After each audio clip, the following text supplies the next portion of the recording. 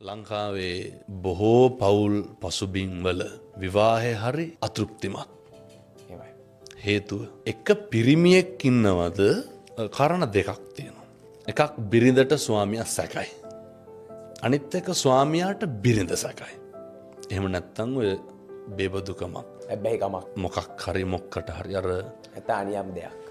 තාවකාලික සැපයක් වෙනුවෙන් මිනිස්සු සදාකාලික දුකකට අතවනන්න හදනවන්නේ සමහරක් වෙලාවට. අනියම කියලා කියන්නේ ඒකට. ගිනියමක්ම තමයි ඒක. ඒ කාරණා මත තමයි ඔය ප්‍රශ්න ඇති වෙන්නේ.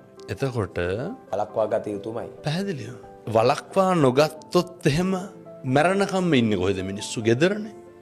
මැරණකම්ම ඉන්න කියන්නේ ගෙදර මාලිගාවක් කරගන්න ඕන කියලා. අර අහලා තියෙනවද පවුල් පන්සල් වාගේ තියෙන්න ඕනේ. තියෙන්න ඕන කියලා. ඒතකොට එතරම් ගිනි ගන්නවා. ගිනි ගන්නවා. හිතට යන්න හිතෙන්නේ නැහැ. හිතෙන්නේ. එහෙමයි. දැන් කේන්ති යන්නේ. මම ඔයාගෙන් කෙලින්ම අහන්නේ හොඳේ. ගෙදර ඉන්නකොටද ඇවිස්සෙන්නේ කේන්ති යන්නේ යාළුවොත් එක්ක ඉන්නකොටද?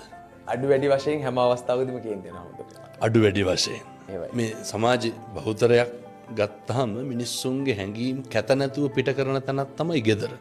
කවුරුත් මොකුත් කියන්න කෙනෙක් නැහැ. මාව ජජ් කරන්න මට කවුරුත් නැහැ. ඒක මගේ. මාව පාලනය කරන්න මට කවුරුත් නැහැ. කවුරුත් මට දඩුවම් කරන්නෙත් නැහැ කියලා හිතලා අපි ගෙදරදී විවෘත වෙනවා අමුදුරේ. නමුත් මිනිස්සු හික්මෙන්න ඕන කොතනද? වැඩිපුරම